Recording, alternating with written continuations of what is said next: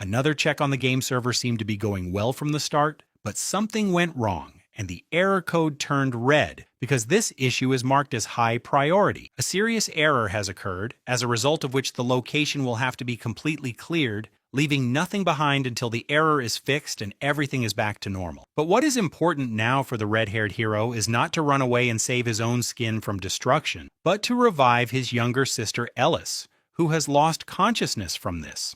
The young blacksmith Aiden, who is not a game character, starts to panic when the only person close to him does not respond to his calls as his child is dying. The only thing the girl could say was a tortured phrase with which the unhappy child addressed her brother, squeezing out a single word, her last wish being for her brother to survive. But a guard is coming for him, who will now emotionlessly wipe Aiden and little Ellis, who has already given her soul to God and begun to disintegrate, off the face of the earth. The game of hide-and-seek did not work, and the demonic Red Guardian found the brother and sister who were hiding from his eyes, and now Aiden himself had very little time left. There was no time for the brother and sister to say goodbye properly, as the demonic knight aimed a blue energy beam at the two defenseless characters for safety. A moment began that is very typical for the game world, and the guards began to burn everything that came into view and destroy everyone who got in their way. Aiden crawled out from under the rubble of the city and made his way out of the ruins of his hometown. Despite being wounded and beaten, the blacksmith tried to climb out so he could look around. The red-haired blacksmith lost one arm and one leg, but crawled like a wounded dog just to find his little sister Ellis, who was lost in the chaos. Aiden's face is contorted with fear that he has lost the only person close to him forever, and he cries out his sister's name, searching for the little girl everywhere in the ruins. But his tired and frightened eyes looked at what was happening to his little girl, and his eyes simply popped out of their sockets and filled with blood and pain. This couldn't be happening. His little Ellis, the only person close to him in this world, was disintegrating into fragments in the air before his eyes, and he couldn't do anything about it. Aiden loses control and begins to sob when he sees what is happening to his sister. It is now clear that Aiden has lost his beloved sister, his only ray of light. Holding his sister's disintegrating body in his arms, Aiden screams into the void, asking why this is happening and what they have done to deserve this when they lived like ordinary people.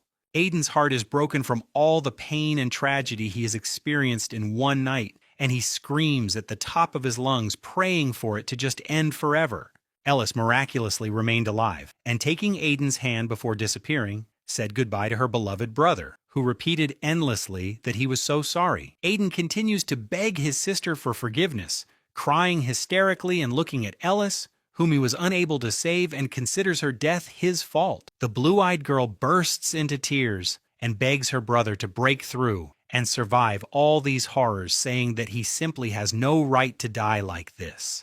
Aiden must survive, but what is the point of living now when he is completely alone in this world and has no one left to live for and strive for? The only thing left to remember his little sister is a simple bracelet that Ellis never took off, as a reminder that the only sun in her life had gone out forever. A fracture occurred in Aiden's soul, heart, and mental well-being, which became the impetus for the peaceful blacksmith to become a new person in the distant future. The mistake has been found, said an unknown voice from afar, and he saw before him the one for whom he had been sent here, a hunched figure among the ruins. The voice of the unknown masked avenger reports that the threat level is low, but the fact that this character caused alarm gives reason to accuse him. Everything is correct, and this young man is one of the reasons why the so-called error appeared, and because of him, there is a possibility that he will turn into a dangerous virus if anything happens.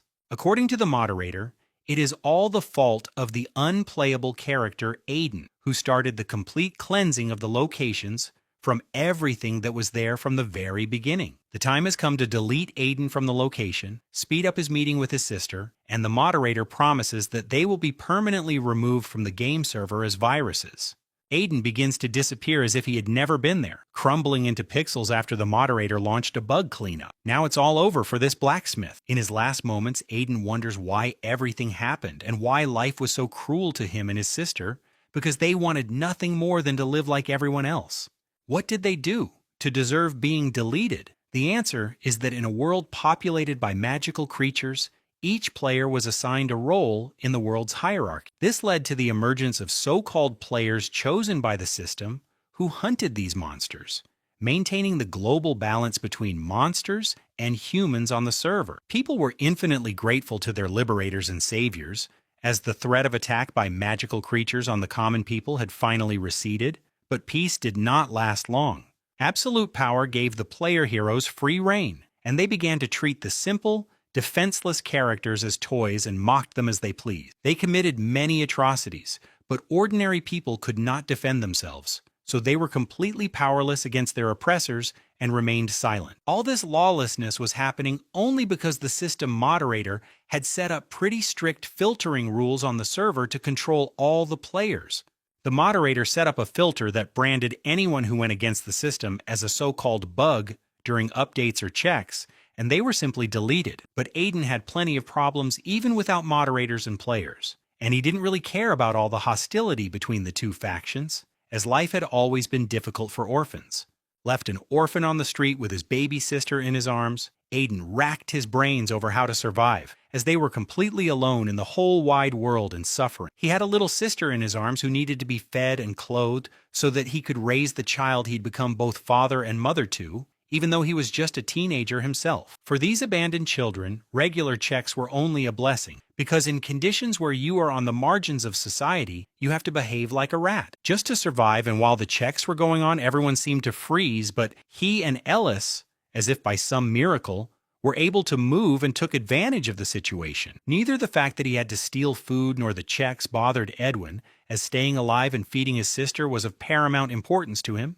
Over time, Aiden became a blacksmith and made a living repairing weapons, but one day, a client's sword cracked and was destroyed beyond repair. Knowing his role as a character to be beaten, the boy predicted that now he was definitely doomed and that the player would take out his anger on him in the same cruel way that he himself had wanted. At the same time, the customer hit the blacksmith so hard that he flew to the ground, falling to the ground, numb from the shock and pain of the blow, realizing that he was now going to be beaten like a dog. The client reproaches him that there was a 50% chance of success, and Aiden simply messed up, failing such a simple task that even an idiot could have done. The player is angry at the red-haired blacksmith for causing him to lose precious resources that he had decided to spend on upgrading his weapons, and now he has to start all over again. The angry man yells curses at Aiden, saying that he is boiling with rage right now and beating the guy, wishing him dead so he won't take up space for nothing. The angry player's friend saves him from being beaten to death by Aiden's boots,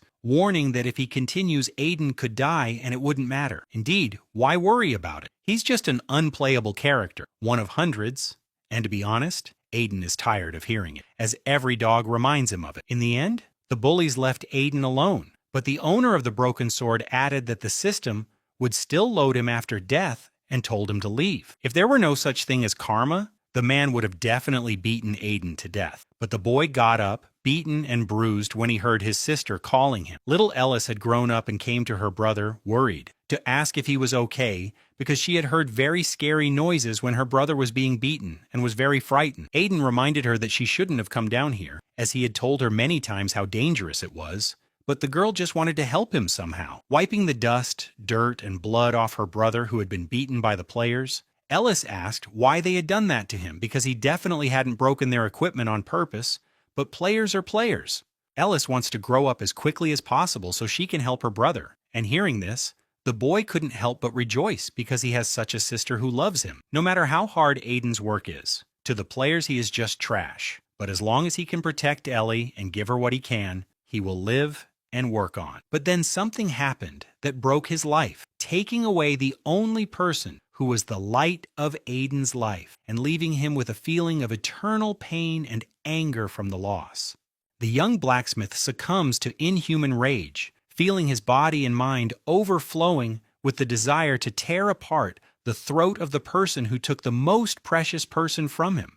The red-haired blacksmith's mind screamed that this was not normal, and that something was definitely wrong with this system, and that it all looked like complete madness that had no place in this world. Aiden doesn't understand what he and his sister have done to deserve being removed from the game server, since they were just living their non-game lives like all non-gamers. At the last moment, when the moderator looks at the disappearing Aiden, the boy swears that he will do everything to destroy this damn system forever. Before he dies, the redhead promises to do whatever it takes, and that escaping from hell will be the minimum price for his resurrection and change on the server. In the all-seeing eye of the moderator, all players are equal, so it makes no difference to him what you want to do or how you lived before. You will be wiped out like an insect. And so the life of the unlucky Aiden came to an end. The pixelated body of the young man flies through a digital portal into the afterlife of the characters. With tired eyes, Aiden sees and understands that everything he has seen is gradually disappearing, just as he himself is about to cease to exist, and someone completely different will take his place. But just as the blacksmith was about to give up and surrender himself to fate, his head was suddenly touched by a huge hand resembling a utopian artificial intelligence. The hand of artificial intelligence touched Aiden's forehead, beginning to scan him and reveal information about the location where the error occurred and which would be cleared again. The unplayable character of the blacksmith Aiden will be restored after all, and a new life will begin for him in which the young man must fulfill his new role in the old world. Aiden could not have expected such a turn of events. He wanted to destroy the entire system, and now he is being brought back to life in this very world with completely new rights.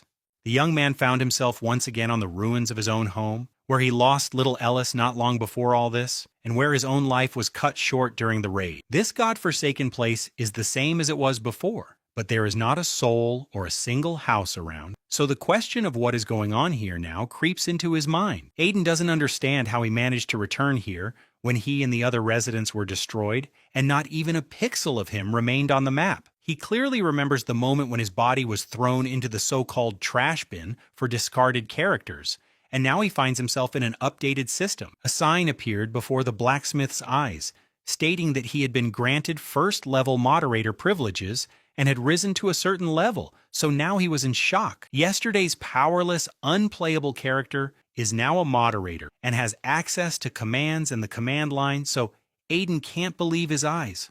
In the forest of Panson on the island of Edeline, life is bustling as usual, and all the players gather there to complete their tasks and level up some of the blacksmith's skills. A knight player in a helmet with green hair is angry that he was hoping for an upgrade after the purge, as the last one was 1,000 years ago. However, the players who suffered losses during the clearances are resigned to the setback and think that nothing has changed, so they wonder what the point of the check and clearance was in the first place. A crowd has gathered, of course, and everyone is gathering around a young blacksmith, and the man in front has his hands folded in prayer that everything will go as it should. The greenhorn asks why everyone is gathered and if there is a good reason for it, and they explain to him that it is just a so-called event, and the warrior is interested. This event is dedicated to the fact that you can sharpen your weapons using only gold instead of resources, increase your sharpening level, and improve the quality of your weapons at the blacksmith. The players are curious about what kind of event this is, as there was no mention of it in the news, so they think it was just a secret event for selected players. Greenhead, like all the other players, was impressed that they had stumbled upon a secret event that was only available to the chosen few, and who wouldn't be happy about an easy way to upgrade. Aiden, who was working on sharpening swords, succeeded, and the players are delighted, because if not now, then when else would they have such good fortune to have their weapons improved? A crowd gathers around Aiden, ready to pay whatever he wants to improve their weapons, and willing to tear each other's throats out for Aiden's work. But the same hero who recently beat Aiden to death with his feet is now pushing the dissatisfied crowd aside and shouting for everyone to move out of the way because he wants to get here. Aiden didn't even have time to rest before a new customer approached him, shouting that it was his turn and that he had brought the blacksmith a lot of work. The client addressed the blacksmith, calling him a simple, unskilled character, drawing the redhead's attention to himself, and Aiden's eyes darted around when he saw the guest. Memories flooded back to Aiden of how this customer and his friend in a helmet had come to him to have his weapon repaired in exchange for resources. This time the client brought a whole bag of swords with him, hinting that Aiden would have more than enough work for an hour and demanding in a rude tone that the blacksmith do it. The blonde player starts to get angry and asks where these bastards are getting off, but he is simply asked to calm down because it will ruin his karma. The thing is, These guys are notorious scammers who buy junk all over the neighborhood, fix it up, and then sell it to others for 3 times the market price. These two have extremely nasty personalities and are always causing trouble for everyone else. And it won't be long before they get fined for assault. The man immediately recognized Aiden as the blacksmith from the city and asked his friend if it was the same guy from the city, but his partner asked what kind of guy he was. Aiden is the same unlucky character from the village that was recently completely wiped out, and they add that the blacksmith was lucky to have survived the apocalypse. But the men are curious why Aiden is alone and ask where the little girl has gone, adding that she was probably useless. So they got rid of her. When Aiden hears what the two are saying about his sister, he clenches his hammer violently and says that the probability of success during forging is 25%. The red-haired blacksmith asks if the player agrees to take the job, even though the probability is quite low. But the client immediately agrees to the terms and hands over the money. The man added that he could smell a good deal like a dog smells meat, and if he managed to sharpen at least one of the 4 swords, they would definitely come out ahead. His partner is afraid and hints that all of the redhead's wealth will go down the drain, but he simply tells his friend to shut up and repeat that there is no need to panic. The redhead promises to pay his partner 10 times the amount if, God forbid, something goes wrong, and Aiden continues to work on improving the weapons.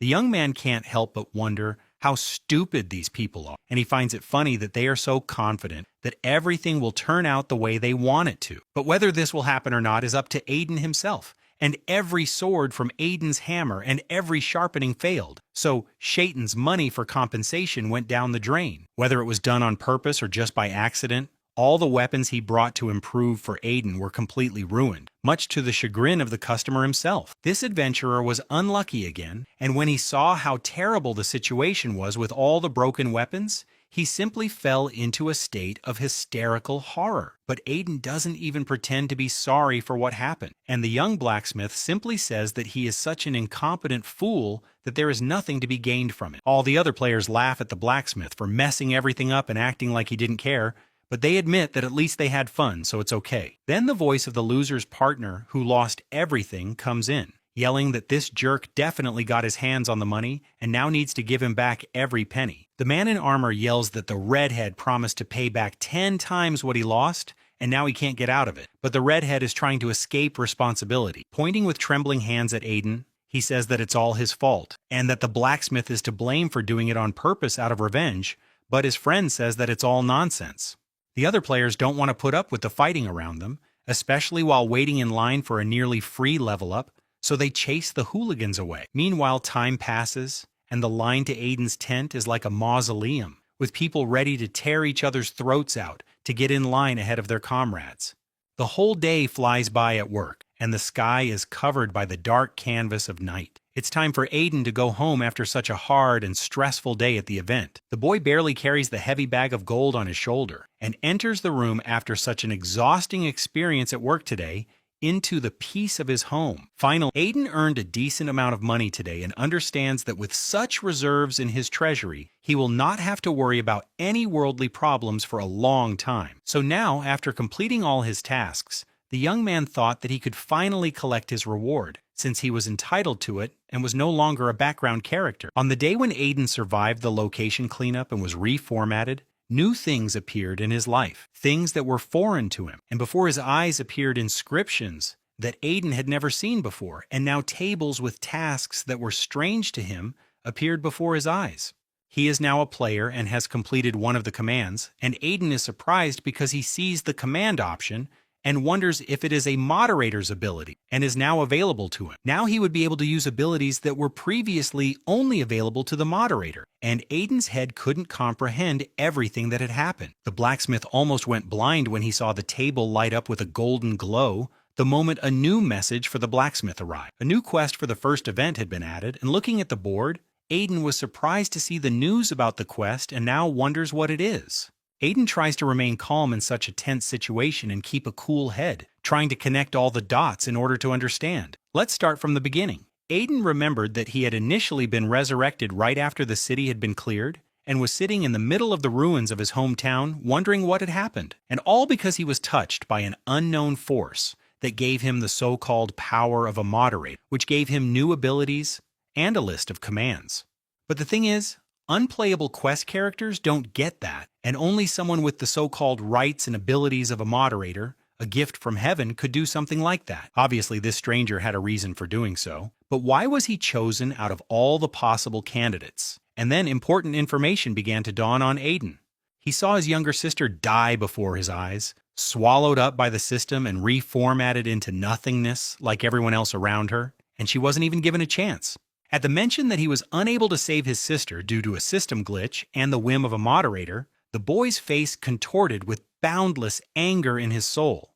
He doesn't care how he survived, but the fact is that if he can take revenge on the moderator who destroyed his life and took his sister away, everything will be fine. Aiden agreed to let the system use him as it pleased, but not for free. In exchange, he wanted to ask for one extraordinary privilege. In exchange for the system and the moderator using him, he will act in such a way that he will be able to use the game system on an equal footing with them. Now the blacksmith becomes a second-level moderator and has unlocked the update, so you can enter the command and open the blocked item, and Aiden realizes that he has to try. Everything is fine. His level of authority has been increased, and if he does something unplanned, nothing bad will happen to him, so now he can act as he sees fit. Everything is fine, of course, but it is worth remembering that he is currently an extremely weak player, and no matter how hard he tries, he will not be able to defeat even the weakest newbies on the server. If he is labeled a bug and the next check is launched, he will suffer the same fate, and Aiden will simply be taken and deleted from all game servers. But there must be a way, and we must find it to survive all this injustice. And now, a golden plaque with quest details has appeared before his eyes. Aiden received a new quest, which was to find an Easter egg in the game, the location of which was clearly marked on the map, and the redhead thought it was a treasure hunt. It's no big deal, and he shouldn't rush, as he has no other options. And the reality is that he must complete quests to survive. And if the map is to be believed, the Easter egg is not so far away, so it would be a sin not to take advantage of such an easy opportunity to level up. So Aiden decides to go look for the egg in the mountains at dawn as soon as he wakes up, since the location is clearly marked on the map to make it easy to find this bug. So the young man did just that, heading to the location as soon as he woke up, and it seemed like he had arrived at the right place, but the mountain looked completely different from what he had expected. The red-haired boy cursed loudly when he saw the mess unfolding before his eyes and complained that everything was going wrong and not according to plan. So there was a door he had to go through, which he identified as the so-called dungeon he had to enter in order to see what this Easter egg really was. The dungeon is a place where all players go to increase their skill levels, and for Aiden, the fact that he found himself there was simply fantastic. And what is that hiding in the bushes, spying on him? Some kind of strange shadow that seems to be more trouble than it's worth? But Aiden ignores the stranger. In the end, the unknown man in the cloak is also curious about who this unknown hero is and what his actions will be after the object of his observation enters the cave. What can we say? The young blacksmith was greatly impressed by the size of the cave entrance, as it's not every day you see such a monumental structure, let alone enter it. But he must not lose his head under any circumstances, because if he allows fear to take hold of him now, he will not be able to think about what will happen to him further along the way.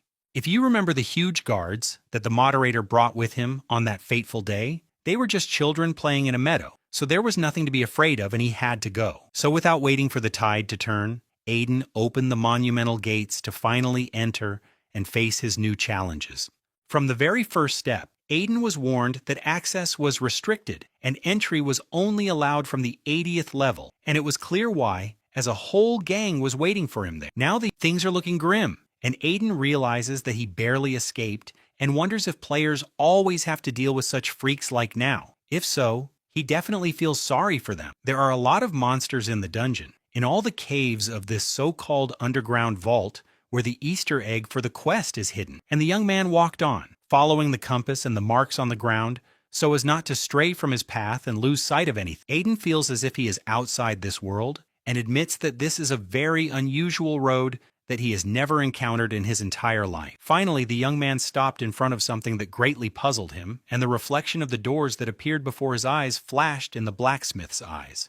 It was a huge gate that glowed with a soft heavenly light and had the number 1 marked on it, and the red-haired man was surprised at how big the gate was. The young blacksmith tried to push the door, but no matter how hard he tried, his hands were shaking, and the devilish door would not yield to any of his attacks. But waiting for the so-called golden moment, Aiden decided to use the very ability he had learned about yesterday and open the mysterious lock. The man's pale hand makes its choice by pressing the button, and the screen lights up red, promising that what Aiden has been waiting for will now be revealed to him. It worked, and at the command to update the event, the locked thing finally opened, and now there were no obstacles for Aiden at all. It was logical to think that the door had also succumbed, and, glowing with a beautiful light, the gate obeyed the command entered by Aiden. So all that remained was to wait. Aiden stood like a small statue in the middle of the bright blue light of the gate, which had finally become accessible to him as an ordinary player, not a secondary character. The red-haired blacksmith paused for a second, somewhat shocked that the door had opened like that, and now he definitely had to go inside and face the unknown. And he took a step forward into the new door to finally find the so-called Easter egg and complete the second quest as a true player of the server. The light that met Aiden immediately after the door opened was so strong that it blinded him, but he continued to move forward toward danger. Of course, his eyes hurt, but such a mundane thing as pain should not stand in his way when his main goal is to survive and avenge the injustice. He found the artifact, and it was right in front of his eyes, looking like a cluster of light held on a pedestal resembling a paw. So this is the Easter egg, and it shines like a second sun on the pedestal, and it seems that all he has to do is reach out and grab it. Looking at this round body shining with golden light, Aiden realizes that it is the so-called Easter egg from the quest he was given to raise his level. An extremely fast shadow with a sword flew over Aiden's head, hanging over him like a storm cloud over a city, promising that he would definitely have fun like never before. Thankfully, Aiden's reaction didn't fail him this time, and the young man escaped from his attacker, dodging the shadow swordsman's carefully planned attack from the cave. The blacksmith fell on his ass, losing control not only of his legs but of his entire body. And now, gasping for air, he asked himself what kind of freak this was and where he had come from. Where did this magical creature come from in a cave that seemed completely empty at first glance? You can't blame Aiden for not knowing, but that doesn't absolve him of responsibility. The armored monster had no intention of waiting for the clumsy Aiden to make a move and attacked him first, swinging his heavy sword at the uninvited guest. The first blood is shed, and Aiden's hand is severely wounded, cut by the attacker's sword, and the redhead's face contorts from the terrible feeling of blood rushing through his veins. The strength of Aiden and the monster that attacked him were not equal, and the young man received blow after blow from the sword and continued to bleed profusely in a state of shock. The red-haired blacksmith was unable to resist, and received blow after blow to his face, blood dripping from his wounds and his skin torn by the blade. All this is hell, but to add to the pain, the armed monster in armor is now pressing down on him with all his might to cut off the redhead's head. Swords came down on the blacksmith's head, and he almost lost his head from the blow, but luckily he dodged the direct frontal attack to his head, which would have been fatal. Aiden managed to dodge by some miracle and, cornered, looked at the knight, holding his wounds, realizing that the whole situation was getting serious. The red-haired man cursed the monster, calling him a damned freak, unable to contain his anger at what had happened and unwilling to back down. Aiden had nothing left to lose in this life, and his hand reached for his sword on its own, confidently grasping the hilt to begin the unequal battle. The blacksmith drew his sword and thrust it forward to attack the monster first and strike it, no matter how dangerous it was for him at that moment. Logically, the monster is much stronger than him and raises the heavy sword above Aiden's head to destroy this insolent red-haired cockroach in a cloak with a sword. The young blacksmith understood perfectly well that he would not be able to block the monster's blows, and that he would not be able to hold out for very long. But that is no excuse, and Aiden must at least try to attack and rush forward in order to land at least one blow on his opponent and fight back. The monster, trained by countless opponents, thrusts the sharp blade of his sword forward and lunges at the shocked Aiden, who can only defend himself. Another blow lands on Aiden's shoulder, and he shudders from the terrible pain throughout his body, which is about to give way from the blow to his body. It is clear that feeling such inhuman pain, it is impossible to maintain a completely unyielding expression on one's face for long, and Aiden's face contorts from the terrible pain in his nerves.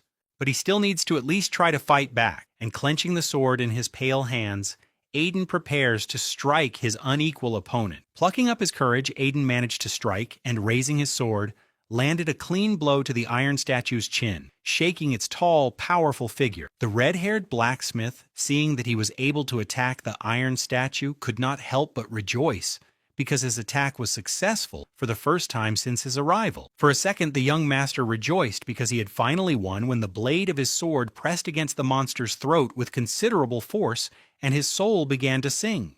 The monster's head rolled onto the floor like an empty pot, and Aiden froze when he saw such a turn of events from the unexpected attack of this statue. Aiden's eyes widened at this turn of events, and he felt sick at the sight of what he had seen with his own eyes. The nature of the monster struck him deeply. The nature of the demon Aiden had encountered struck him, and everything under the armor looked like nothing more than a cluster of cosmic energy that controlled it. The music didn't play for long, and the frailer didn't dance for long, as a fist flew straight at his face and broke the young blacksmith's nose with all the brutality of his body. Aiden flew into the wall from the pain, and his body punched a huge hole that exactly followed the contours of his body, which had crashed so hard into the stone wall. Aiden almost coughed up his liver from the blow and suffered multiple concussions, coughing up blood after such a powerful shock to his entire body. It was impossible to believe that this knight's body was empty and controlled by some so-called cosmic force, and to Aiden, it seemed like something beyond comprehension. The young blacksmith's body relaxed when he decided to give up after receiving such a brutal blow, and he began to abandon his initial idea of completing the quest. Aiden cursed himself for knowing that he would fail and still deciding to go into battle, getting hit on the head for his ambition and arrogance. All the events that had happened to him during this time flashed before his eyes. The moderator who had brought him here, the bullying he had suffered in the past, the loss of his sister, and his rebirth. But it was Ellis's words to him before she died, when she asked her brother to do everything he could so that Aiden could survive and live for both of them as they had dreamed together. Aiden's eyes opened again from the rush of adrenaline into his blood, which blocked all the pain from the enemy's blows in his nervous system, giving Aiden new strength to fight. A sword was definitely not a weapon for Aiden, and the blacksmith's weapon was broken and thrown aside, so now he could use his main weapon and tool, the same hammer. With the hammer in his hands, against the backdrop of a pit and a wall, and with bright red eyes burning, he rises from the ashes to take an unconventional stand against the mountain of iron. Aiden understands everything perfectly, and if he can survive and emerge victorious from the battle, he will be one step closer to his goal and revenge. The monster has no intention of leaving Aiden alone, and raises his sword above his head to show this young blacksmith that he is nothing but a worthless insect. He has nothing to lose, so swinging his hammer, Aiden rushes forward in front of the enemy to test the idea that came to his mind. Aiden's hammer is set up so that it either breaks or destroys weapons when sharpened, so the battle between the blacksmith and the Iron Knight will be extremely interesting. The Demon Knight's sword was destroyed by a blow from Aiden's hammer, and it is clear that the sharpening did not go as the Iron Demon from the cave had expected. When Aiden saw that the demon's sword had been shattered into pieces, he was extremely shocked when he received the same informative reminder that the sharpening had been unsuccessful. The blacksmith was shocked that the system did not see and recognize the Demon Knight's body as a magical creature, but saw it as a simple set of so-called armor. This was his chance, and Aiden raised the hammer above his head and with an aggressive grimace attacked the so-called pile of armor that the system saw as simple armor. The system continues to signal that the sharpening was unsuccessful and the armor was destroyed, but Aiden manages to sever the giant's arm with the hammer. Aiden continues to tear and throw around, destroying the demonic pile of armor with well-aimed blows of his hammer, reducing the body of the idol to dust. The monster is, to put it mildly, in shock after being deprived of its arm, especially with a simple hammer, and its mobility is severely limited after losing its limb. Aiden hangs over the demon's head, hammer in hand, viciously striking the enemy's iron armor blow after blow, with no intention of stopping. As nature intended, with each blow of the hammer on the monster's iron body, the system only emitted a signal indicating what had happened up to that point. Finally, using the hammer as a weapon was absolutely the right decision, and now the body of the defeated demon was smashed into a pile of fragments scattered throughout the room. Aiden succeeded and found the so-called Easter egg mentioned in his quest, and all that remained was to confirm that Aiden had achieved all this through combat. The bright golden light of the Easter egg changed from sunny yellow to bright blue tongues of flame, signaling that his actions were correct. So Aiden survived and also completed the task set for him by the system, and now he must take another step forward and see what awaits him next.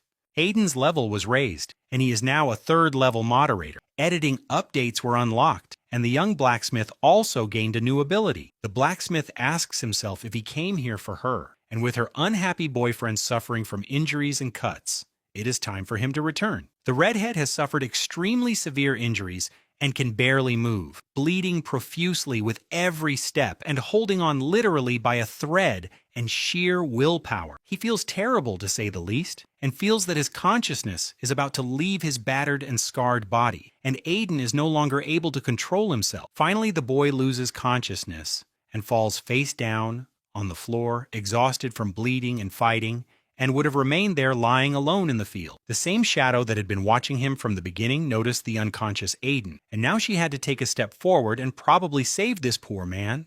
The hooded figure approached the unconscious body and looked down at him, wondering what she could do for this poor stranger. Finally, the stranger took off her hood, revealing that the shadowy figure with blue eyes was a young girl with bright blue hair and a smile. For a second, the girl's expression changes from neutral to sly and curious about her new acquaintance, whom she encountered so unexpectedly in the middle of nowhere. Aiden, as far as can be understood, is not at all interested in paying attention to the girl in front of him and lies unconscious, covered in wounds and his own blood.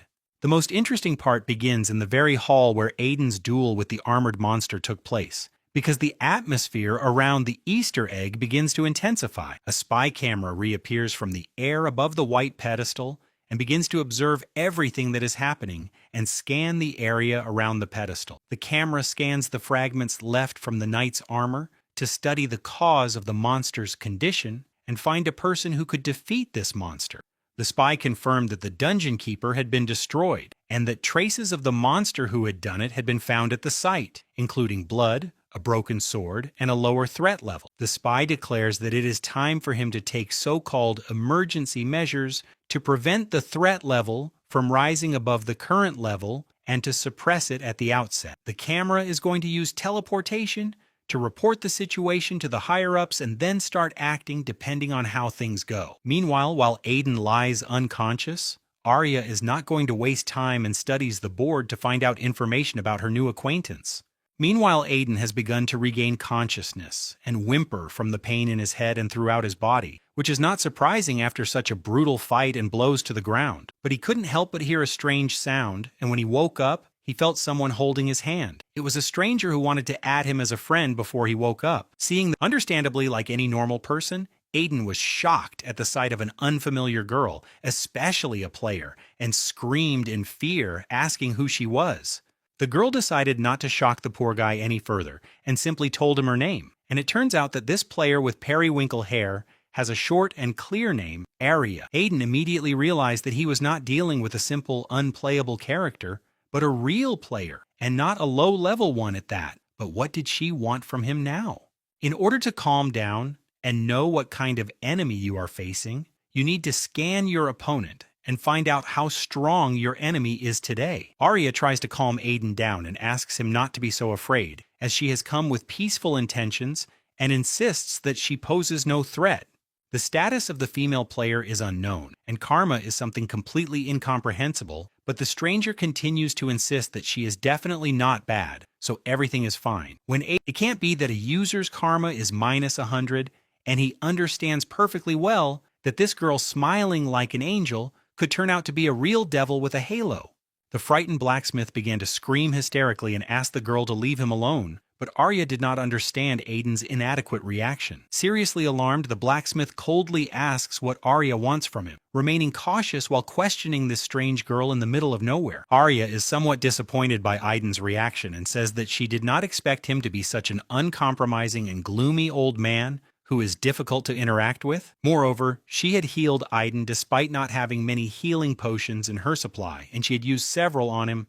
Aiden coldly and logically replied that it was nothing more than a gesture of goodwill on Arya's part, which he did not encourage in any way. The cunning red-haired bastard finally reveals her motives, and Arya admits that the blacksmith has caught her interest and that she has never met anyone like him before, which is why Aiden has earned her favor. To be honest, Aiden cannot understand that she is really talking nonsense, which he cannot understand no matter how hard he tries.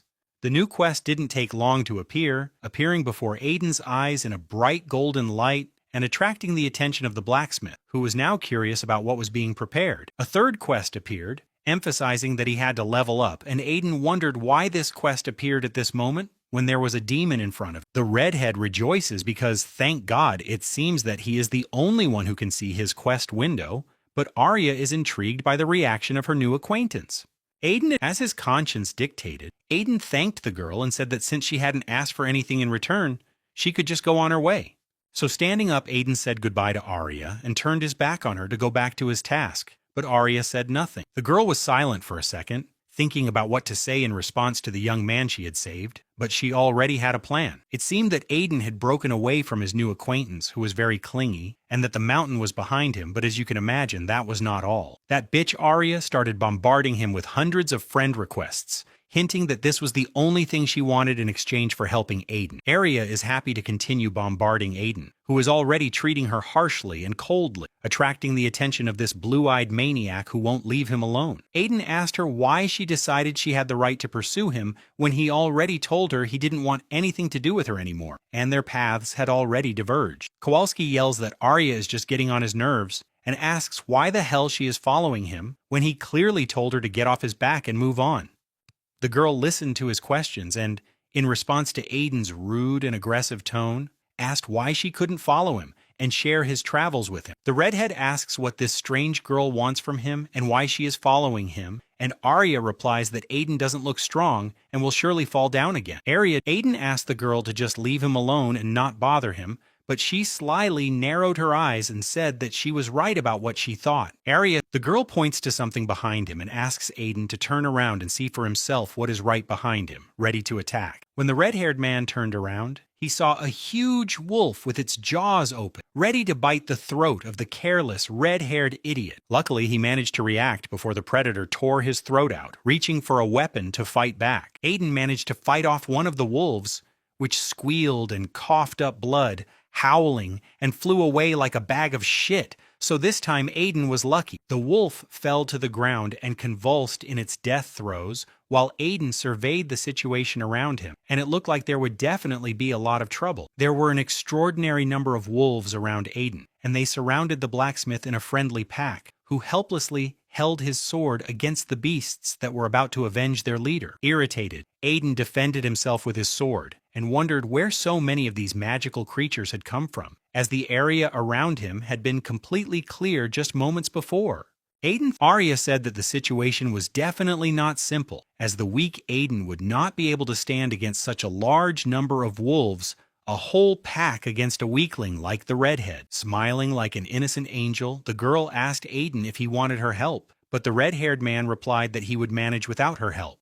Therefore, he must take his fate into his own hands and not whine, but tear apart everything and everyone standing in his way and not think about anything else when fighting for his own development. Swinging his sword above his head, the blacksmith ran towards the wolves that were already aiming their jaws at his throat, and would show them who was the real master of this situation and of life. The man on the throne received a report from a spy camera that had already reached him and thought deeply about what his assistant, the all-seeing eye camera, had told him. The man asked again if he was sure that the Easter egg was missing and that it was not the work of a player but of some insignificant blacksmith named Aiden who had appeared out of nowhere. The white-haired man wondered if it was really possible to steal the Easter egg and thought that it could only be done by destroying the guardian of the dungeon. The thing is, this guard was armed with so-called immortal armor, and in theory, defeating him is an impossible task for an ordinary player of any level of strength. It all looks very strange, and the mountain of destroyed armor looks shocking. If nothing is done, the moderator will soon find out what happened,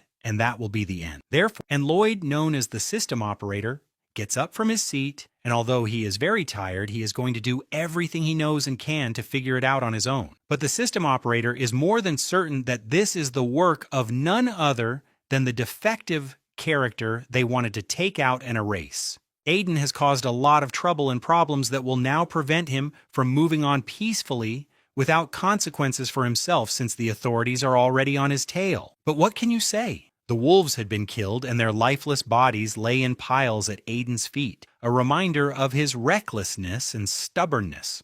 It would not be an exaggeration to say that his hands were shaking with incredible force due to the heavy load on them, which had never before been used with weapons. But this fact cannot be denied, and Aiden himself certainly coped with the task he had set himself and killed all the wolves that stood in his way. Just think that this unskilled character was able to so easily defeat so many magical creatures, and it seems like an impossible dream in his eyes knowing his past. What can we say? The editor's ability is truly remarkable, and no one could have imagined that everything would turn out exactly as Aiden had planned, and his stats have increased. His status is still stable, and he can double his stats. But the consequences will not be long in coming, and next time he will have to be careful. His ability helped him greatly, but he would like to know what other abilities he can unlock. And another very important question is bothering him at the moment. Why hasn't his level increased at all? And why is he stuck in one place with 0 experience points, no matter how hard he tries and no matter how hard he works? It's as clear as day that in order to become stronger in this world and simply survive, he must work on increasing his level and his strength. There are only 2 ways to do this. The first is to complete quests directly from players and unplayable characters, and the second is dangerous. This is, of course, hunting magical creatures, which is how the so-called players on the servers have always survived, and now Aiden can feel what it's like to be in their shoes. But Aiden himself understands that something is definitely wrong here, even if you think about using hunting magical creatures to increase your level, and that everything is definitely not that simple. Therefore, the redhead thinks about trying some other way to achieve his goal and expresses this aloud. And Arya is already thinking about what Aiden just said. The girl says nothing and continues to watch as Aiden discovers the wonderful life of a player with full gaming rights on the map. And that's good. Therefore, following his guesses and theories, Aiden spent the next few days fighting magical creatures to improve his skills. He had no choice, as the other unplayable characters did not give him any tasks, so he had to fend for himself as usual and act alone. But the problem was that no matter how many monsters he destroyed and how many commands he entered, his level refused to increase even slightly. But then, after so many moments of futile battle, he came to understand something that Aiden didn't want to or couldn't understand, and that was the so-called established limit, the same limit that separated unplayable characters from players, and unplayable characters cannot cross this limit no matter how hard they try to climb out of the sky. But the players chosen by the system are a completely different matter, and for them, there is definitely no limit, and the growth of the heroes is definitely not limited, and they will do whatever they want. And if a person is not one of them, then they must understand their place in the hierarchy of the world and accept that they will never be able to reach their level no matter how hard they try. Therefore, your fate is simply to remain on the so-called precipice of development and accept your role as a simple, unremarkable character in the background of any scene. The young blacksmith's head ached from the many questions tearing him apart, and he wondered how to proceed and what to do now that his potential was limited by his status as a non-privileged person. But until the very end, Aiden was sure that there was a way out, and it would come from everywhere except the coffin. When a new acquaintance who had been with him the whole time called out to him, Arya asked Aiden if he would finally do what he had to do and press the Add Friend button, stop fooling around, and accept her help. Aiden shouted at the girl, asking her how long she was going to follow him and when she would finally disappear from his sight and leave the blacksmith alone, but no. Besides, she still had something to ask him, and this question had been bothering her since the moment the blue-eyed girl first saw this strange NGP. The girl asked why Aiden was so desperate to become stronger, and now he finally had an answer for this human-like creature with blue hair. Arya said that no matter what, if Aiden wants to level up, she has something to offer him, and this idea comes to her like no one else in the location. The girl explained that the easiest way to level up would be to play in team mode, where they could hope for so-called cooperation and benefits for his growth. To the surprise of the redhead and his eyes widened with fear, the girl replied that he would definitely not succeed on his own, as Aiden himself had said in his thoughts. But it might work. because as a player, Arya would definitely gain experience levels that would be shared between the two of them as members of the same team. That way, he would have a chance to become stronger, and to Arya's surprise, Aiden finally agreed to cooperate with her, even though he had previously shouted at her to leave him alone. Arya asks if she heard him correctly, and wonders if she is dreaming due to exhaustion that this stubborn man has finally agreed to her proposal, quickly changing his plans and mood. Aiden repeats that he agrees to the same team style of play that Arya had previously imposed on him so strongly, and she is definitely not imagining this wonderful phenomenon. Arya is seriously happy and throws herself into Aiden's arms, hugging him because she can't believe that Aiden agreed so easily after resisting for so long. But she doesn't lag behind him and hints that while they are getting to the right place, he should add her as a friend, but Aiden still asks her to leave him alone. Finally, they reached a new location known as the so-called Hekla Canyon, where a new challenge awaited the anomalous NGP. But the entrance to this canyon is for players with a level of 30 or higher, and Arya explained that players call this simply taking and raising the level of a friend by their own efforts. As a knowledgeable girl, she advised the blacksmith to just stand still, because if he takes a step to the side, he could die on the spot, and it would be game over. Once again, the girl says that today is definitely a lucky day for Aiden, as such things usually cost a lot of money. And the guy realizes that for her, it's just a hunt. First, he needs to do everything in his power and, with the help of the update and edit commands, apply experience points and double his strength. You can only quickly raise your level by earning points this way, but that won't last long, so you need to have a backup plan in mind just in case. But until the very end, Aiden begs all the heavenly powers to let him at least survive the battle against the monsters and try to defeat the monster himself. For the girl, it worked just as Arya had told him at the beginning, and with the help of teamwork, he easily gained experience without even trying, just standing there. It worked perfectly, and finally his level began to rise after such a long break, at least some changes for him, and the development of Aiden's potential for future quests. The blacksmith is pleased with the result and emphasizes that this is what should have been done from the very beginning, without even knowing that a spy camera was watching him at that very moment. Trouble is not long in coming, as the device has already begun to read Aiden's actions and has discovered the same bug in the system that caused what he saw. So the mistake and the threat have been found, and as mentioned earlier, Aiden is the bug that was supposed to be the so-called start of the virus that will destroy their entire world. The redhead's thoughts about Arya are also justified, as he thought she would be a strong player, but he could not have expected such a level from her, so he is in shock. The guy, everything is too strange, and Aiden is still wondering why she is so attached to him and won't leave him alone, no matter how many times he asks her to back off. It seems that Arya can see something that Aiden himself cannot, and she focuses her attention on the same strange object in the air near her new friend, the same damn spy device that is following her inattentive friend, who has no idea what is going on and that he is being watched, appears near Aiden. Aiden is too busy with the fact that he has finally completed his quest, and on top of that, his level has been raised, his ability points have increased, and his abilities have also grown. Aiden is wondering where he can spend his reward, and hopes that he will get some new ability for his own development and have at least something. But now Aiden is only interested in one thing, and that is where the blue-haired girl who followed him around like a puppy all the time has disappeared to. But Arya hadn't run away, and the fragments of the spy camera showed that she had done what she had to do to save her new friend from the moderator's watch. The spy camera was broken and sparking with flashes of electricity, shouting only warnings that it had found the same bug that had caused the coup.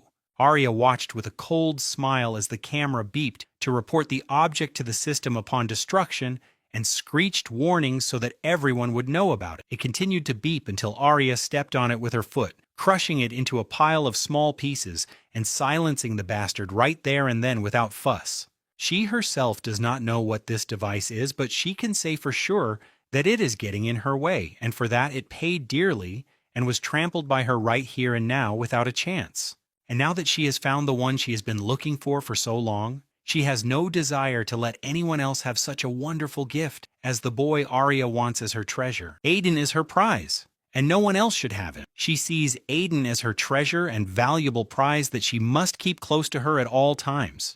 Finally, Aiden did what Arya wanted so much and added her as a friend, which greatly pleased the girl, who no longer expected anything from this capricious redhead. Arya continued to thank him and sing about how he was finally stubborn enough to understand that she was not a bad person, just a sweet girl, but the man simply asked her to shut up. As it turned out, the former NG Aiden was already at level 30 thanks to Arya's powers, but he briefly said that in reality he hadn't done anything except add her as a friend. He started traveling with a player he met by chance whose name was Arya, and he still doesn't understand what she found so incredible in him. But he cannot deny the fact that the girl helped him a lot, so he added her as a friend and thinks that nothing worse can happen from that. Aiden, by editing and updating all the data, he gained a truly useful skill and was able to change his class, becoming something completely new in the world. Now he is no longer an NG, and even less a player, but something on a completely new level, unknown until now, called an anomaly, and for the system,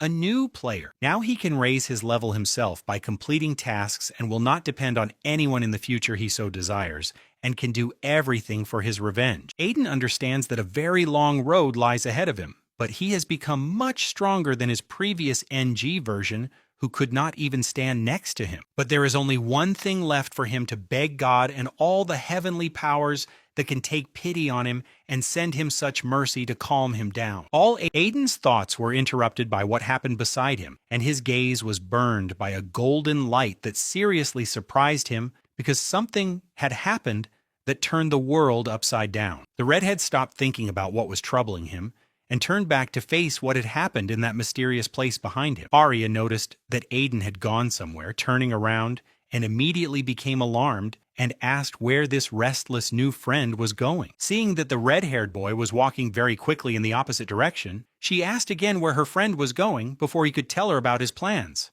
Finally, Aiden stopped, and she was able to catch up with him and ask him what the hell he was thinking and what this crazy guy was doing now.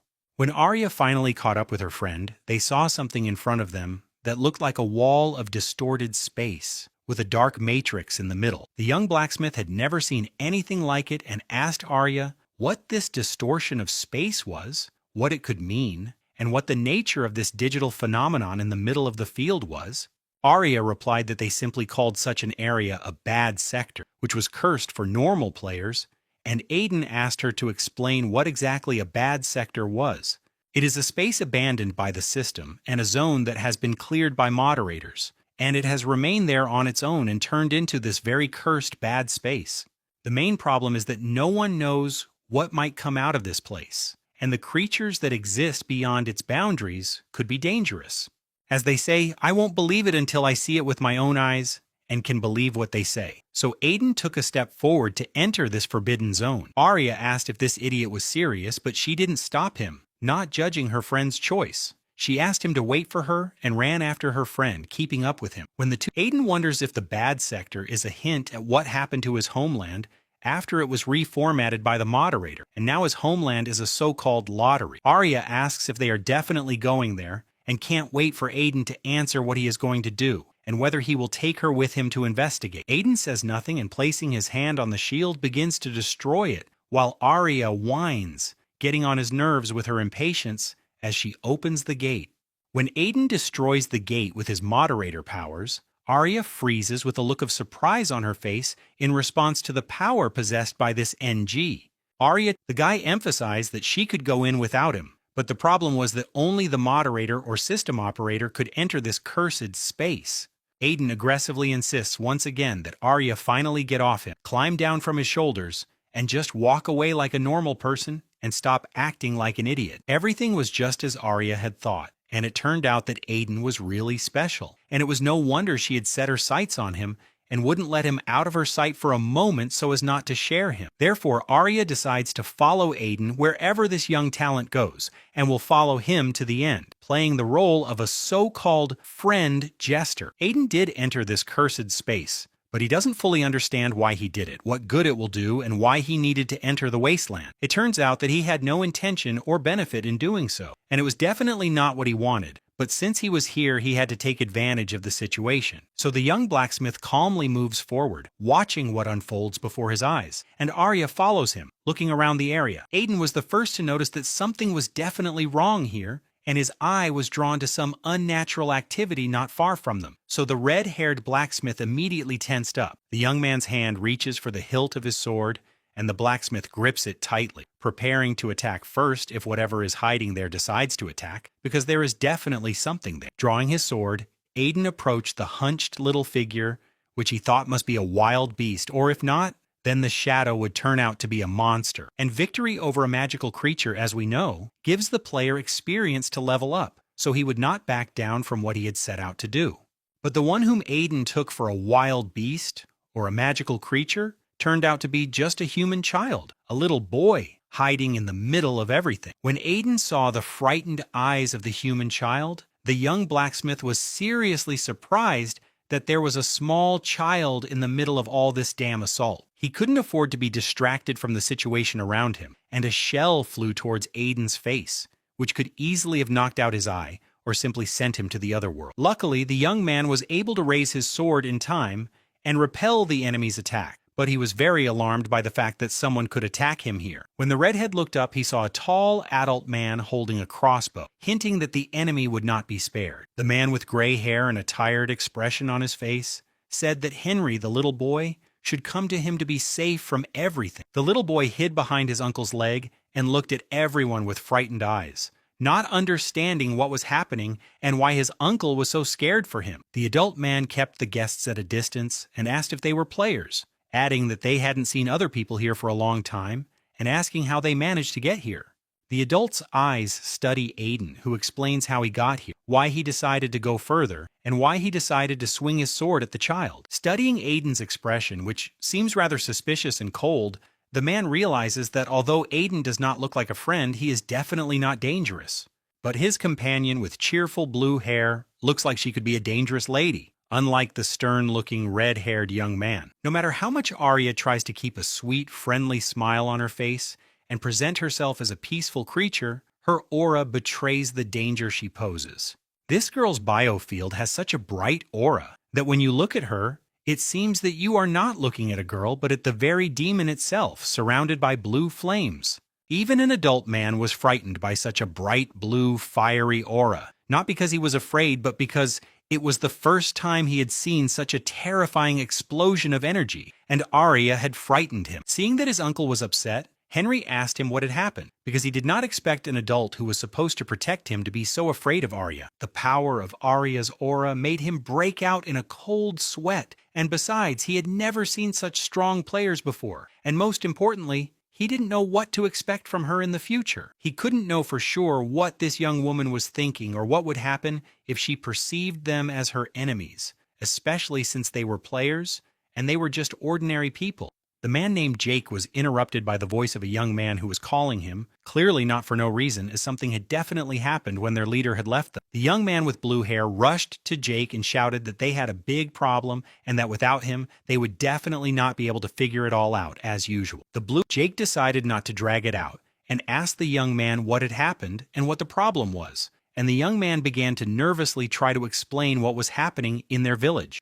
But he found the strength to say that the symptoms of the so-called Helen's disease had worsened dramatically, much to the horror and regret of Mr. Jake from the very beginning. Jake decided to stop playing games with strangers and immediately head to the scene to see what had happened to this little girl. Frightened, Jake ran home like a young deer and opened the door without trying to control himself and burst into the house, where he found a little girl lying there, sick with an unknown illness. He was immediately met by a young girl who addressed Mr. Jake and was sitting on the floor wearing a protective mask on her face, a nurse who had been assigned to watch over Helen. Jake began to rage, asking what the hell had happened, since there had been no sign of trouble before, but the young nurse replied that she unfortunately did not know what to do. Aiden and Arya watched from the doorway, smiling at their friend as he studied the situation, when Mr. Jake's voice broke the silence. Aiden suddenly realized what was going on and what was causing the little girl's complex condition, as it definitely couldn't be a so-called illness.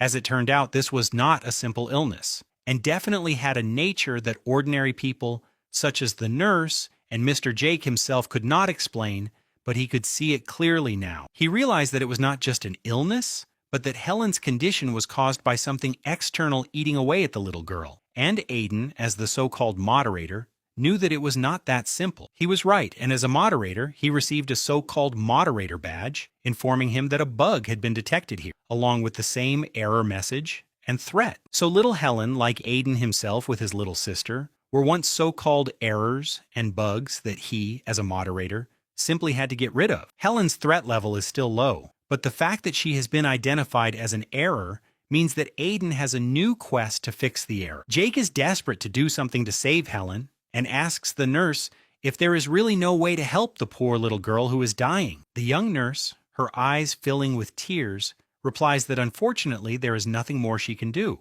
as she knows nothing about the nature of little Helen's illness.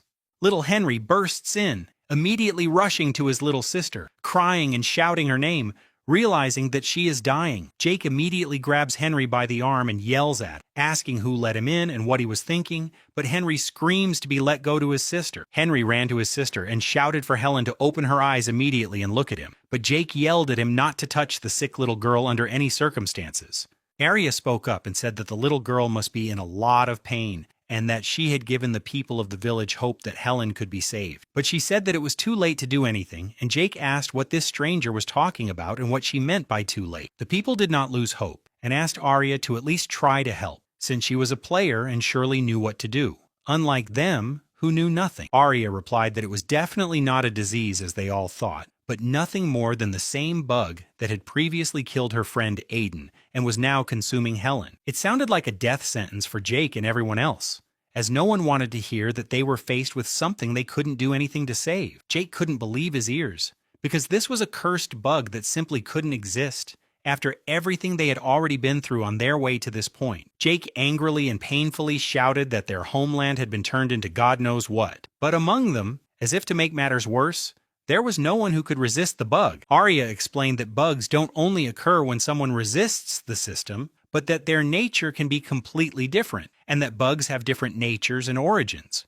The girl emphasized that they could no longer help, and the worse Helen felt, the more damage she would cause to everything around her and to the world. Arya emphasized that if they didn't want to be deleted just like that, they had to stay as far away from here as possible in order to avoid further unnecessary casualties. When Jake heard this verdict, he could not say anything except to curse the one responsible for everything and swear with one clear word because he would be powerless. Meanwhile, Aiden, who was standing aside, punched the wall with his fist as he was faced with a very difficult choice as a server moderator, as his conscience was tormenting him. Aiden was faced with an emergency quest that demanded he simply take and delete the so-called mistake that Helen had made in the system. The red-haired moderator was torn by the fact that he was now being asked to do something for which he would punish himself for the rest of his life, that is, to simply take and delete the unfortunate child. Suddenly, the cursed sign lit up red in front of him and almost blinded him, revealing a quest that had been slightly updated. Now he is being asked to take and delete the so-called mistake using the powers granted to him as a moderator, and Aiden is torn apart by such cynicism. Of course, he had no intention of doing so, and pressed the button, refusing to do what this cursed system was telling him to do, considering him a moderator freak. But then something unexpected happened. The system warned him that he would be penalized for failing to complete the quest, and asked him if he was sure he wanted to refuse.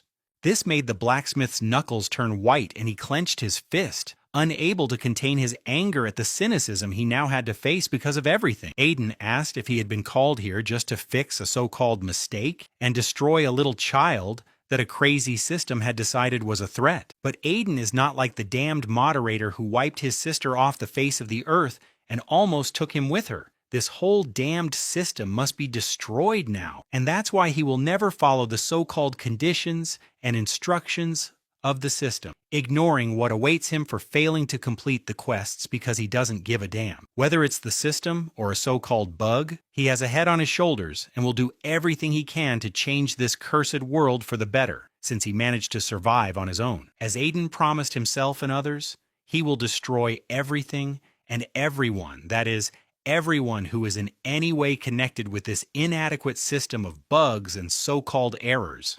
When everyone else was ready to give up and accept that little Helen had to be allowed to die and be removed from this problem, Aiden abruptly opened the door. The redhead told everyone to get out of there and leave him alone so he could examine the little girl and understand what was going on. Aiden insisted that he had to examine this unfortunate little girl, shocking all the locals who had gathered around. And after Arya's words, there was hope. The people asked if there was definitely a way to cure Helen, and the red-haired guest replied that he wasn't sure, but that they definitely had to try and not give up. Henry, with tears in his eyes, the child begged him to save his little sister from her illness, and cried from the pain Henry felt from the fear of losing the only person he knew.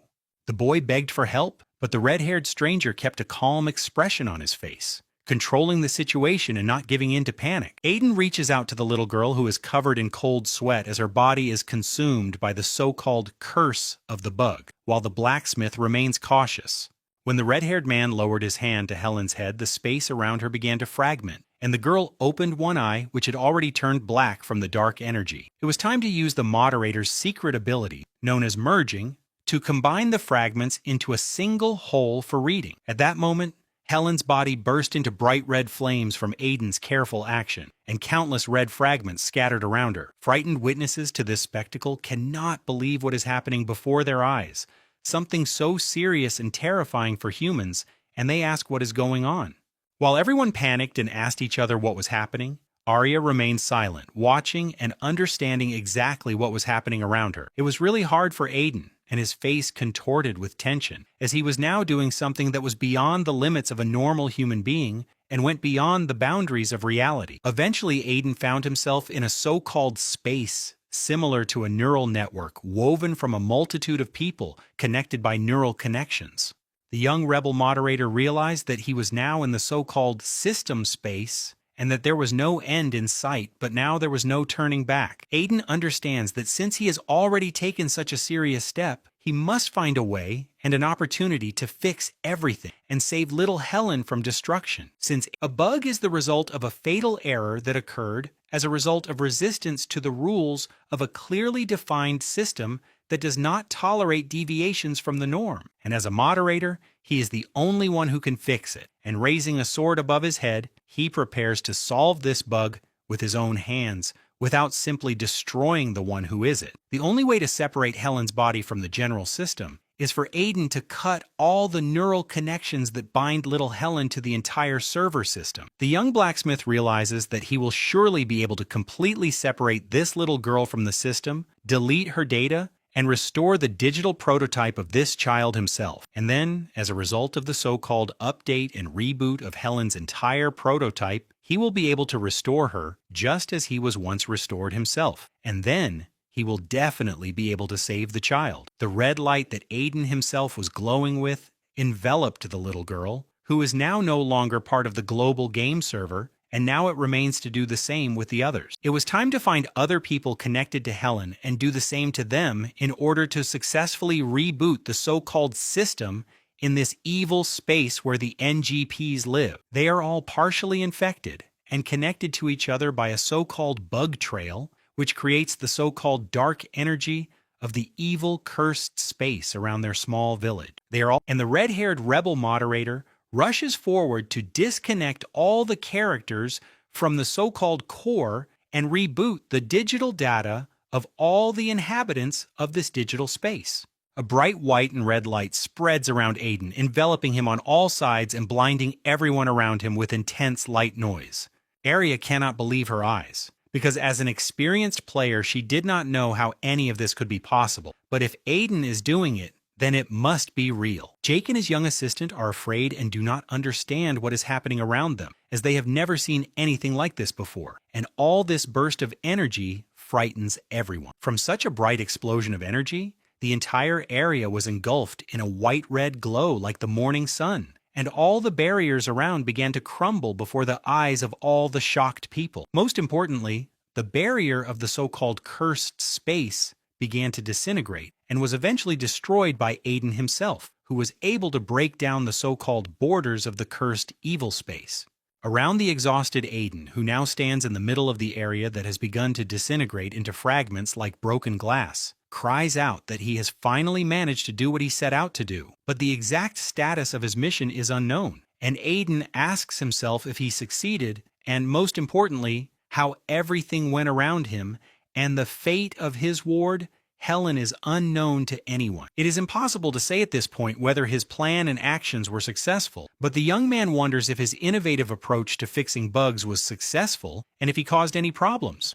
But the golden sign before his eyes was about to tell the redhead that the quest was actually complete and that he had completed his so-called quest, which had seemed so difficult and insane. Aiden was appointed and registered as the new moderator of Mount Urch for completing the hidden quest, and Aiden received a command to restore and delete, which he clearly misunderstood. He needed to get rid of the so-called bug, not the child, and the system, that is, the chief moderator, was simply checking him and what choice he had to make for development. At that moment, like rain during the summer heat, a magical healing elixir poured down on Aiden, which was quite an unexpected gesture for him right now, and the man was shaken. Arya has no intention of leaving him alone and pours the elixir on Aiden, but he yells that he is fine and to stop pouring elixirs on him because he is tired of it. The girl grabs the irritated red-haired man by the face and yells at him, asking if he is really okay, and if he is hiding his injuries from them as he could die from exhaustion. Arya emphasizes that she is scared for him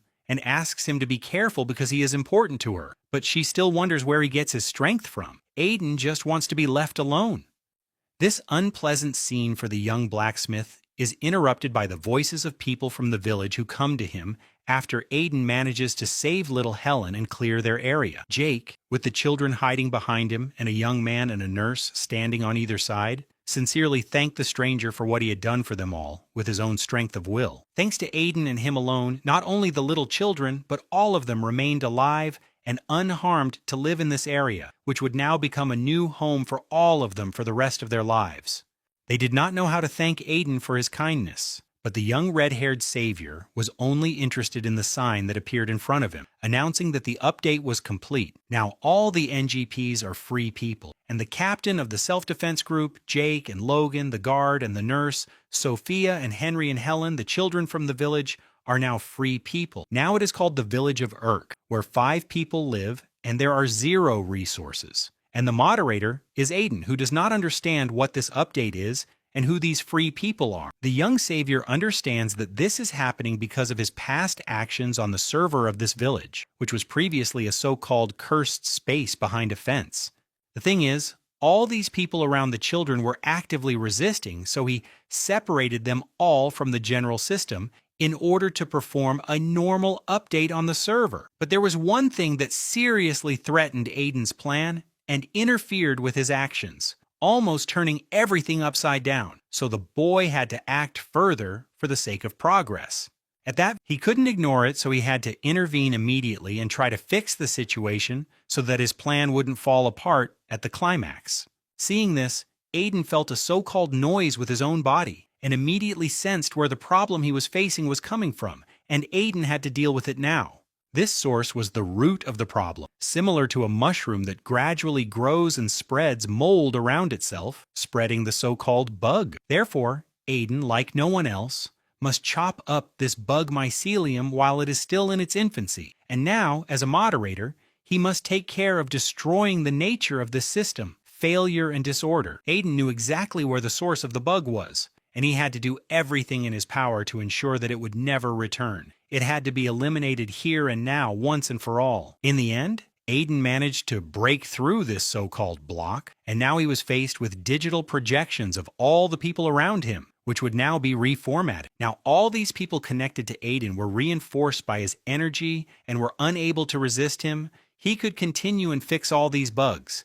It turned out that all these people whom Aiden had disconnected from the main system automatically began to form so-called neural connections in order to finally connect with Aiden himself. For reasons unknown to him, the red-haired moderator began to connect with all these people, as if the society he had created now depended on him. But the only thing Aiden is sure of right now is that they are now free people, no longer connected to the existing system, and have now become free. The redhead asked why they were so sure that he was the operator, and Jake explained that Aiden had saved them all by manipulating the settings of the so-called system for his own benefit. Operators are the best players chosen by the moderators, and if Aiden is not an operator, then there is no logical explanation for what happened, and it definitely looks like the same miracle. Be that then some. The young man asked them not to rush and asked everyone to get up from their knees, as they were almost strangers, and he was not a cameraman. But the people explained that it was only their own will and nothing else.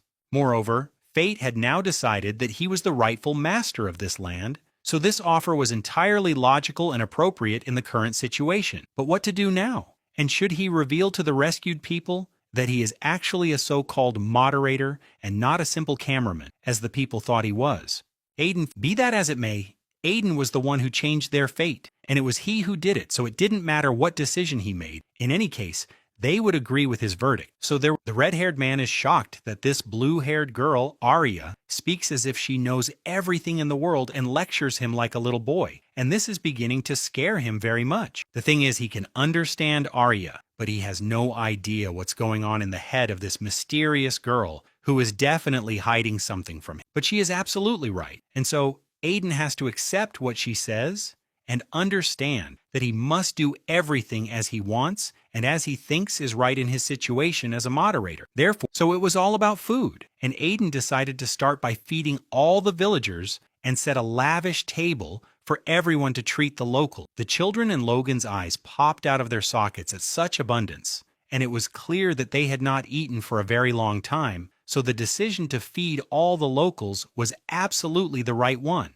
Jake, on behalf of everyone, thanked Aiden for showing such kindness and deciding to share his supplies with them, thereby feeding them and saving them from starvation. The man had actually begun to worry about the lives and health of these children, as they did not have enough food to survive and starvation was just around the corner, so panic set in. But now Aiden listened to Jake and decided to ask how long this had been going on and when the decline began. The man explained that the village had once been a beautiful place to live happily. It wasn't very big, but it was beautiful and popular with players, until the moderator checked it, and the village was subjected to a so-called cleansing of all living things. But they did not die, and were not deleted from the map database, as an unknown traveler decided to help them by taking a different path and not deleting the characters. This incognito saved them all with his mystical power and immediately disappeared without leaving any answer or hint as to his nature and motives for his unexpected altruism. Therefore, in order to survive, all of them, trapped in the barriers of the cursed space, had to go to great lengths to avoid dying of starvation. They all united and fought together for their lives, and they all became related and became a so-called family, even though they had no blood ties until then. Aiden was pained by the memory that he too had a family, consisting of his little sister Ellis, who had been taken from him by the system, and the cynical policy of moderator purges. Arya, cunning as a fox, watched the negotiations between Aiden and the locals unfold, and studied the situation from the sidelines. Suddenly, the girl knew everything and understood that this chest was not just a simple storage container, but definitely contained resources that could be useful to them in the future. So the girl decided to speak up and asked what this interesting chest was doing there, and why it was there, and why they weren't using it for their own good instead of just letting it stand there. The thing was that this chest looked too beautiful to just gather dust in such a remote place. And finally Aiden paid attention to her words, and Logan began to explain. Aiden was shocked that it was connected to the so-called system, and Logan explained that this was indeed the case, and that he himself had previously been the so-called guardian of this very vault, so he knew everything. But after this place was abandoned and everyone who could leave did so, it became impossible to open the chest, so it stands here, gathering dust in the corner of this house. Therefore, he had heard that players could knock various rare items out of chests, and it was possible that this would work for him, so he had to try to unlock the chest. Using a moderator command known as a system update and unlock, he removed the so-called protection system from the system chest and hoped that it would work. If he managed to open this chest using the system moderator's privileges, Aiden would be able to access a lot of things that had previously been hidden from him and everyone else.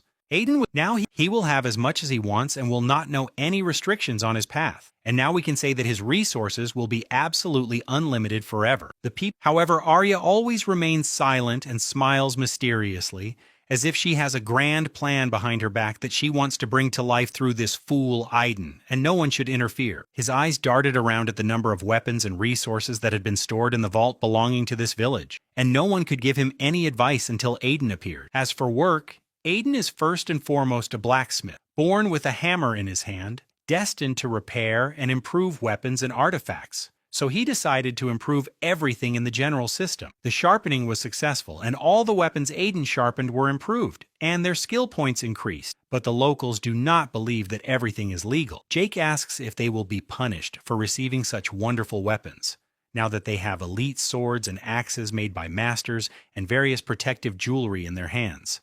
On top of that, Aiden has improved all these weapons, and all these artifacts provide protection and enhance their existing characteristics, as well as all the tools for work. All these items are extremely valuable, and it could have been that all this sharpening would have been in vain. But Aiden assured them that they should not worry because they now have enough results.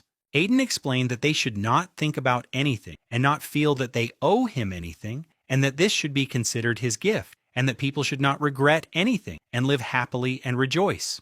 After his resurrection, he had the opportunity to ignore the rules of the system, and only he would decide whether the training would be successful or not, and since that was the case, the resources would not be wasted. Now there was enough food for everyone in the village and for himself, enough to feed an entire army, and people could stop worrying about their own well-being and that of their children. There is now so much money that he could not work for a century and not worry about what work is, and poverty will remain only in his nightmares for the rest of his life. Now he is responsible for the village of Urch, with a population of 5 people, and its resources have grown to 150%, and he is subordinate to the moderator Aiden from this moment on. Arya, with her puppy eyes, begged for new equipment, wanting to get something like the other people, but Aiden did not bother to share with her or with anyone else.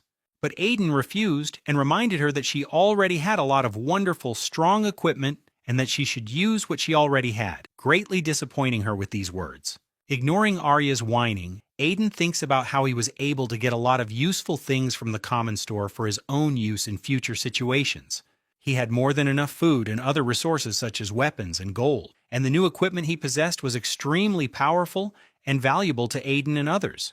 Now the most interesting part begins. Although all the other players are complaining about their weapons and money disappearing, Aiden couldn't care less, to be honest. The storage is also part of the system, and users continue to lose resources and write complaints, and on top of that, these players probably receive compensation for losses during update failures. The most important gift is nothing other than Aiden's ability to expand space, and this is the most important asset that this young moderator, a former blacksmith from the outskirts, possesses. This is the ability to change and expand space in order to store many things that may come in handy and carry them with you, which is a difficult task physically. This ability is called the cloud system, and it is a space from which you can retrieve any item or weapon when needed, and you can store anything there. Aiden discovered this ability in an interesting way while studying the entire arsenal available to him in the storage room, and when he had studied absolutely everything, he noticed something interesting besides the resources.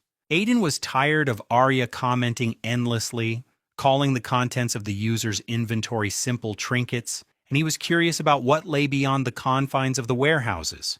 So he decided to reach inside the storage room to see if there was anything interesting left at the bottom as a nice bonus for him. Everything seemed fine, and Aiden was digging around in the chest until a black energy appeared and began to consume his hand, fragment by fragment, like something unknown. At that very moment, the same dark energy that lay at the bottom of the chest began to engulf Aiden's hand and pull him inside, and the poor boy was extremely frightened by this. The redhead began to panic when he was pulled into the chest, and he began to scream in panic at what was happening, some unknown devilry that he did not expect. The object named Aiden begins to synchronize with the system and panics because he cannot pull his hand out while the synchronization with the system is in progress, which is currently successful. They were not going to let go of his hand until the synchronization with the system was finally complete, and only then could Aiden get his ill-fated hand out of the chest. Red continues to panic and scream for his hand to be released, and continues to tear at his limb in an attempt to free himself from his so-called captivity in this abstract treasure chest. But finally Aiden is released and he falls feet first, hitting his back painfully on the floor, but still this dark force has released him from this trap and he is finally free. The young moderator remains to recover from the blow and rest after such an ordeal, whimpering in pain and Arya finally turns her attention to her unfortunate traveling companion. After all, the chest turned out to be completely empty, and the result was that he was completely empty and exhausted by Aiden, who already had his own abilities. Gaining abilities that can make you almost a god is simply unrealistic and impossible to imagine, going beyond all possible limits of the adequate imagination of normal people. Now, Aiden can use the shared storage whenever and wherever he wants, and has full access to it, which allows him to manipulate the shared storage of other players. Therefore, he will need this very much in the future, so he must use this power to the fullest, but also wisely, so that nothing fails because of his machinations. But first of all the residents of the new village of Urch are grateful to him and thank him once again for everything he has done for them and their well-being in the future, so that they simply do not disappear. Aiden didn't just free them from the curse of a bad server, and even if that was the only thing he did, they couldn't ask for more, relying only on their own conscience. So now, and besides, it was time for him to move on. He shocked the people who asked if it was because he didn't like the village, but Aiden replied that he still had a lot of work to do. It seems that this answer was enough for Jake, but Aiden thought that he needed to get as far away from there as possible, because another big problem was brewing for all of them in the future. In a few days, as if on cue, a regular inspection would arrive to identify all potential threats to the entire world in the near future. The moderator had personally noticed Aiden as a bug, and if he kept dragging his feet, all the residents could end up in danger because of him, so he had to do the only right thing and leave. And so he must stay as far away from the village of Urk as possible, so as not to endanger innocent people who, incidentally, have absolutely nothing to do with the bug. Aiden asked the people of Urk not to cry, as he did not say he would leave them forever, and besides, he does not even have a home to return to. So now he was forced to leave them, but that didn't mean he wouldn't return, and he would come back to them soon enough, but until then, they had to take care of themselves. With that, they said goodbye and parted ways peacefully, and all the residents said they would wait for him in the future with all the traditions of hospitality because Aiden is always a welcome guest here. Arya asks Aiden why he left Urch so quickly, since they could have stayed there for a few more days and had a nice rest, enjoying the quality time and food. He has to remain calm in order to give Arya a reasonable explanation, so he tells her that there will be a regular inspection in a few days and that he wants to raise his level by then. Aiden asks Arya if this isn't obvious to a player, but she doesn't rush to answer because she knows Aiden's true nature, which he doesn't know anything about. Arya asks what he is talking about as he is not a player, shocking Aiden into a state of stupor as she has caught him off guard and left him speechless. Now Aiden sternly asks how long this fox has known about his true nature, and she finally calms down from her hysterical laughter and asks what exactly he means by his question.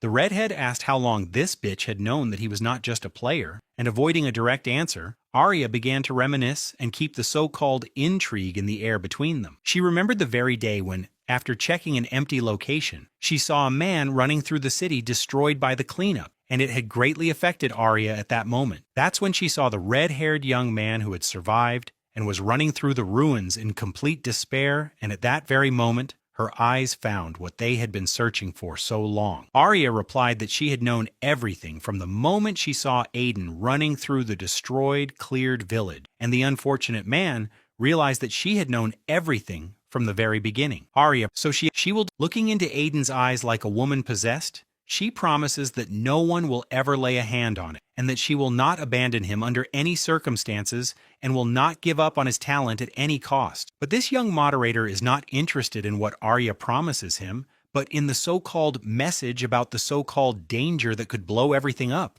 There are only 15 seconds left, but then there are only 14, and Arya cannot understand what is happening to him, while the redhead tries to understand what exactly is supposed to happen now. There are 13 seconds left, and Aiden falls into a state of shock, breaking out in a cold sweat, frightened that this is not a regular check but an emergency because something is about to happen. The main question is to understand the reasons for the so-called check and the purge that follows it as its logical continuation and consequence of the actions of the violators. It is clear that Aiden is the only one who can sense the so-called danger, and Arya asks why he is so nervous, and the guy yells that the so-called server check is about to begin. Arya is shocked that he can see and know such things, and they only have 3 minutes left. And Aiden asks what exactly the players do during the so-called server check by the moderators. At first, the timer reached 0. The sky around Aiden and Arya darkened, and the emergency check began. They were about to be surrounded on all sides by the moderator's spy cameras. Why shout and cause panic when the check has begun and there is no escape? Aiden, of course, begins to panic, drawing on unpleasant experiences from his own past. Aiden begins to crumble into pieces, and his body is engulfed in blue light from all sides. With a blacksmith's cry, he is torn from the ground and transported to the quarantine zone. In hysterics, Aiden screams at Arya, asking why he is glowing, what happened, and how he can get out of there to save himself from another threat of being destroyed and erased forever. Frightened, Aiden screams, reaching out to Arya and begging her for help, as he is a newcomer who knows absolutely nothing about what is happening to him and why it happened. But the girl doesn't even bat an eye, and emotionlessly tells Aiden not to worry, and just wait to see what happens next, and not to panic while waiting for this test to end. Aiden screams hysterically, asking what it means to just wait, and he can be understood, as it looks like absolute trash when you are being swallowed alive and asked to shut up and wait. Finally, Aiden's desperate cries died away, and the young man was swallowed up by the digital space and disappeared from Arya's sight, who didn't even blink when Aiden disappeared from her eyes. But then Aiden himself fell to the ground with a feeling of pain throughout his body and cursed loudly when he fell so sharply without any chance to soften his fall and badly bruised his body. In front of him stood a huge group of people, enough to populate an entire metropolis, and now Aiden saw how many different types of people were actually there. Looking at all these people, Aiden asked himself where he was, who these people standing in front of him were, and what it all meant in the context of the events. Aiden understood perfectly well that all the people he saw in front of him were just players, and moreover, strong characters of a fairly high level. So the unfortunate newbie had fallen into a trap. Now Aiden had the answer to his question about where all the players go during checks and updates, and now the redhead understood perfectly well where all the players were being moved. He sees such a large number of players in one place for the first time, not just a large number, but a colossal number, and thinks he should go down and try to get some information. But Arya told him to wait because she has no idea when she will arrive and join him. So the situation smells fishy, to be honest. Besides, nothing bad will happen if he just asks the more experienced players what he wants to know. But Aiden feels very uncomfortable among them all. It's all just unbelievable because Aiden had already thought that he had finally become strong. But he was so cruelly thrown from the sky to the ground, and now he was faced with a whole bunch of titans. Aiden runs a status check to understand the status of those he has encountered, and to know how strong the players in front of him are, feeling that he is just a pathetic worm. All players above level 200 think that it's very sad here, and there's nothing to do, and they need to create content, but there's nothing to do here, so they all admit that everything is shit. The young blacksmith moderator understands perfectly well that he still has a lot of growing to do, and now he sits with his arms folded, wondering when the check will end so he can think about what to do next. But first of all, he has to find Arya, who he has a lot of questions for, and Aiden is thinking about what to ask her, and in what order when he hears that the check is almost over. But the main thing is not when it will all end, but what will happen after the server check is over, and Aiden was already interested in what the two young men were discussing. The man with a cigarette in his mouth asked his panicking friend if he was small, and knew that he definitely had to go for this check, but his friend had no answer. The man replied that after this check there would be another check by the moderators, and his friend cursed even more in response to this unpleasant explanation. Players complained that they could die of boredom and beg for it all to end quickly, adding that they weren't even warned about it and why all these checks are necessary in the first place. Aiden admits that there are too many so-called weirdos among the players, and that it's better for him not to get involved and stand aside, as another knight suddenly nudges him in the shoulder. He didn't want any trouble, but he got himself into it when he was kicked hard in the shoulder by a stranger who now looks like he's going to rip his head off, and Aiden is definitely in trouble.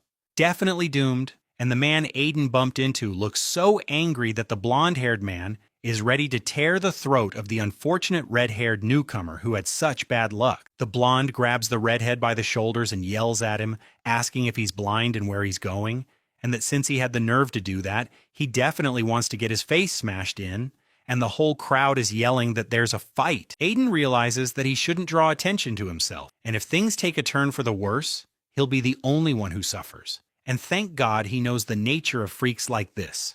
If he simply ignores the man's blows and doesn't react, he'll soon calm down and leave him alone, and he'll be able to get out of there without any trouble or bloodshed. A stranger saved Aiden from getting knocked out by putting his arm out to stop the attacker and reminding him that no one treats newbies like that. The one who saved Aiden from a sure concussion was a young man, most likely an aristocrat in armor, who declared that the attacker was nothing but a sad parody of a human being who only knew how to swing his fists.